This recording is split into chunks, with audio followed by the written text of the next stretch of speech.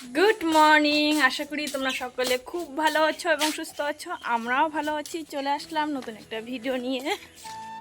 সমস্ত কাজকর্ম করার পর বোন পড়াতে যাচ্ছিল। সেই সময় যারা মাছ বিক্রি করে তারা কিন্তু মাছ নিয়ে যাচ্ছিল, আর তাদের কাছ থেকে এই যে 250 গ্রাম মাছ নিয়েছে। আসলে চলো এই মাছের পেছনে একটা সত্য কাহিনী আছে, সেটাই বলি। 1-1.5 বছর আগে তাদের বাচ্চাকেই টিউশন পড়াইছিল, সেই টাকা এখনও পর্যন্ত দেয়নি, আর কিছুদিন বাদেই নাকি ওরা ভাটাটাটা যাবে। তার জন্য মাছ নিয়েই আর কি খাচ্ছে, তবুও না মাছটাও ঠিকঠাকভাবে দিতে চাচ্ছে না। সোজাসুজি আমার রাজবংশী ভাষায় বলে দেয়, পড়াইছিস কি আছে, পড়াছিস শেষ ঝামেলা। এটার মানে হচ্ছে তুমি পড়িয়ে দিয়েছো, তোমার পড়া সেটা তো বিশেষ কোনো ব্যাপার না, কারণ শুধুমাত্র পড়াই না, কোনো টাকা পয়সা তুমি তাকে সাহায্য করেছো। তাহলে বলো তো এই মানুষগুলোকে কি বলা হয়? পড়াশোনাটাকে তারা এত নিচভাবে দেখে। তোমরা যদি পড়াশোনার মূল্যই দিতে না পারো তাহলে বাচ্চাদেরকে পড়াও কেন? আর পড়াশোনা করতে আমাদেরও অনেকটা টাকা লেগেছে, আমরাও টাকা খরচ করি কিন্তু পড়াশোনা করেছি। আর আমরা বলতে না, যারা যারা পড়াশোনা করে তারা টাকা খরচ করেই পড়াশোনা করে, সময় তো তার মূল্য তো তাকে দিতে হয়। কিন্তু এই যে মানুষগুলো না বোঝে না। তাই মা যেহেতু বলেছে জোর করে, ও কিন্তু সাইকেলটা টেনে ধরেছে। তারপরে ওই 1 কেজি মাছ চেয়েছে, কিন্তু 1 কেজি দেয়নি, আর 100 গ্রাম মতো দিয়েছে। এরকম করে 3-4 দিন থেকে মাছ নেওয়া হচ্ছে, আর একজনের কাছ থেকে না, প্রায় 3-4 জনের কাছ থেকে। আর তারাই আবার বেশি করে গলা উঁচু করে কথা বলে। তো যাই হোক, ওইদিকে বোন মাছ বেচলো, আর এদিকে আমি ঘরটা একটু গোছাচ্ছি। কালকে যেহেতু মেলায় গিয়েছি, মা শাড়ি পরেছিল, আমিও শাড়ি পরেছি, এগুলো না এলোমেলো হয়ে গেছে। আর বেশিক্ষণ একটা মেলায় ছিলাম না, তাই ভাবলাম না এগুলো ধুয়ে দিতে হবে না। আর এই যে প্রথমে যেই শাড়িটা ভাঁজ করেছি কালো কালারের, সেই শাড়িটা আমি কালকে পরেছি, বালুচরি। ওইটা না গত বছর পুজোয় মা আমাকে কিনে দিয়েছিল, মা বাবা দুজনই। আর পরে যেটা ভাঁজ করছি এটা হচ্ছে মায়ের শাড়ি, বোন মাকে কিনে দিয়েছে। তোমরা যারা ভিডিওটা দেখেছো তারা তো অবশ্যই জানো, পুজো শপিংয়ের ভিডিওটা। আর কি কি কিনেছি যারা এখনও দেখোনি পুজোর শপিংয়ে, তোমরা কিন্তু গিয়ে দেখতে পারো। তো এই যে শাড়িটাও ভাঁজ করলাম। আর বেশি একটা শাড়ি পরি না, তাই শাড়ি সবসময় গুছিয়েই থাকে ওই শোকেসে, আলমারিতে, ব্যাগে। এখন তো আমি বাবার বাড়িতে আসি, তাই বেশিরভাগ শাড়ি আমি ব্যাগেই রেখেছি, কারণ ওই যে কবে একদিন পরি না পরি, তাই আর শোকেসে রাখি না। আর সমস্ত জিনিস কিন্তু আমি ওই হঠাৎ যেদিন একটু অনুষ্ঠান সেদিন ছাড়া পরি না। বাড়িতে আমি এমন এলোমেলোভাবে থাকি, কেউ বুঝতেই পারে না, দেখে হঠাৎ করে কেউ মনে করবে এজন্য কোনো এক পাগলি, শরীর ঠিক নেই, তার মস্তিষ্ক প্রবলেম, এরকম ভাবতেই পারে। তো ঘরটার তারপরে তো সমস্ত কিছু গুছিয়ে রেখে চলে আসলাম কলপাড়ে। কালকে ওই যে ড্রেস ওগুলো বের করলাম, কারণ ছেলেরা তো সাদা ড্রেস পরেছে, ছেলেদের জামাগুলো একটু নোংরা হয়েছে, তো ছেলেদের ড্রেসগুলো ধুয়ে দেব। ওরা যে ডাংরি পরেছিল, উপরের দিকের অংশটা ছিল সাদা, আর ডাংরির নিচেরটা তো জিন্স, তাই জিন্সগুলো কিন্তু আলাদা জায়গায় ভেজাইতে হবে। যেহেতু সাদা কাপড় কালার লেগে যেতে পারে, তাই বালতিটাতে সাদা কাপড় দুটো ভিজিয়ে রাখবো, জামা দুটো। সার্ফও ছিল না, 1 কেজি আনা হয়েছে, বাকিটা প্যাকেটই ছিল, কেউ আর কৌটোতে ভরায়নি। ওইটা প্রথমে কৌটোতে ভরিয়ে নিলাম, তারপরে টৌটাতে যত জামা কাপড় আছে সব দিলাম। আর এই যে সাদা দুটো দেখলে, এই দুটো দিব বালতিতে, কারণ এই যে সাদা জামা যদি একটু রং লেগে যায় না, তাহলে বিশ্রী রকম দেখতে হবে। তার সাথে ছেলেদের কয়েকটা জামাও ছিল, ওগুলো ভিজিয়ে দিলাম।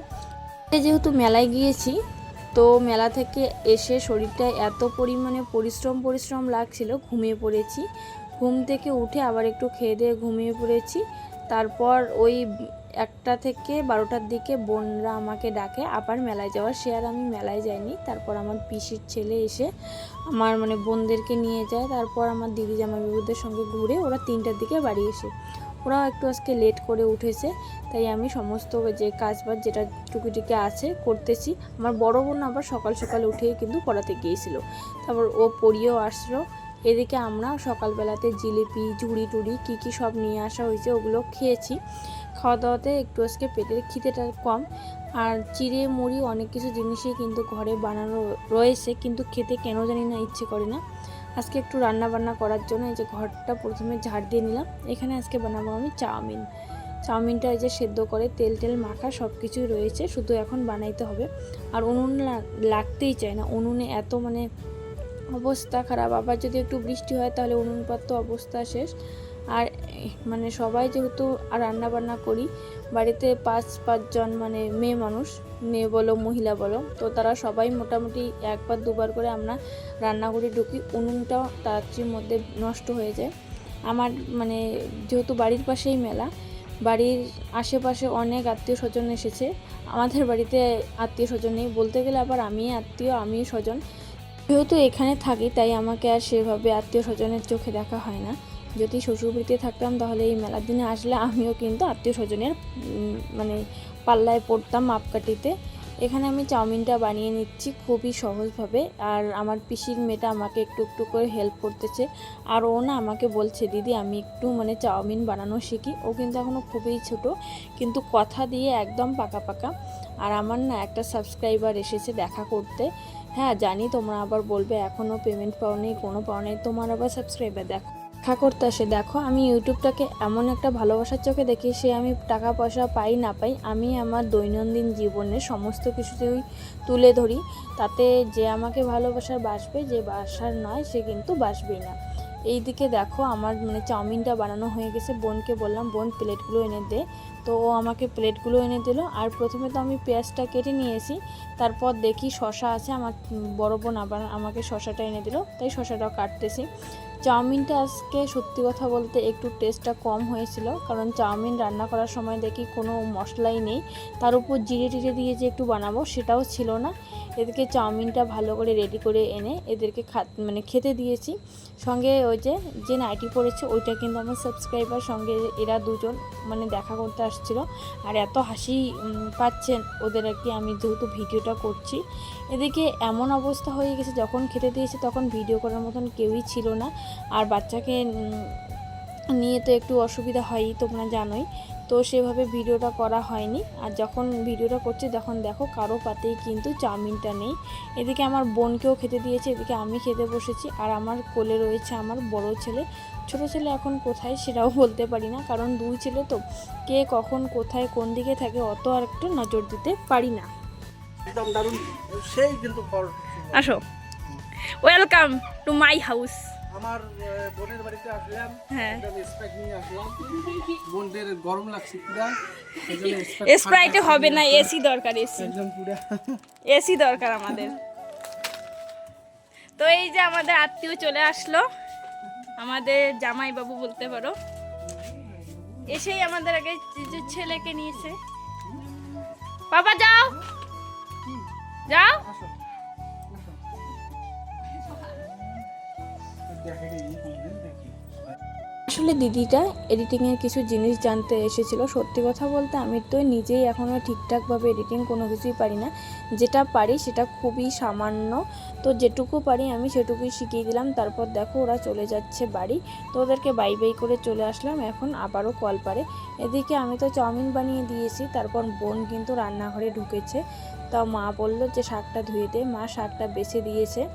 আর প্রত্যেক দিনে তো এখন আমাদের বাড়িতে শাক হবেই, তোমরা হয়তো জানো মানে শাক খেতে আমরা ঠিক কতটা ভালোবাসি। সত্যি কথা বলতে আমি যতটা না ভালোবাসি আমার মা তার থেকে বেশি ভালোবাসে। মায়ের পাতে যেন প্রত্যেক দিনই শাক লাগে। তার উপরে যে বাড়ির এগুলো পাট শাক, একদম টাটকা, কোনো রকম মানে সার টার নেই, আর খেতেও কিন্তু ভীষণ ভালো। আর যেহেতু দুদিন আগেই এতটা পরিমাণে বর্ষা হয়ে গেল, সবজিপাতির কিন্তু অনেকটাই দাম, যে কোনো সবজি এখন আকাশ ছোঁয়া দাম হয়েছে। আর আমাদের উত্তরবঙ্গের বেহাল দশার কথা কি বলবো, অনেকে কিন্তু ত্রাণ বিতরণ করতেছে, যেমন নোংরা সুশান্ত, তারপরে বং মিডিয়া, দেবদাও কিন্তু অনেকটা সাহায্য করেছে। আমি ফেসবুকে দুদিন আগে একটা পোস্টে দেখেছি। তো এদিকে হচ্ছে রান্না বান্না, যে পেঁয়াজ কেটে দিলাম সেই জন্য চোখ দিয়ে এরকম জল পড়তেছে। এদিকে আলু কেটে দিচ্ছি, এগুলো হচ্ছে আলু ভাজা, রান্না বান্না চলছে। ভাজা হয়েছে, এগুলো ভাজা হয়েছে, এগুলো বড় মাছ কালকের।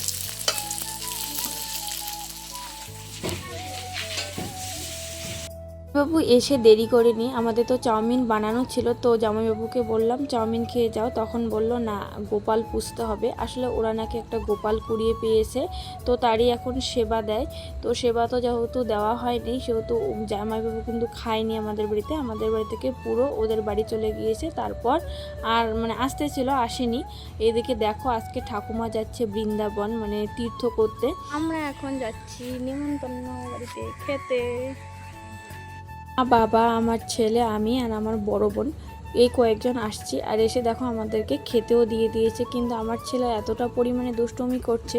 প্রথমে আমি খাইলাম, তারপর কিন্তু মা বাবা মানে বোনেরা খাইলো। তো কেমন লাগলো ভিডিওটা জানিও।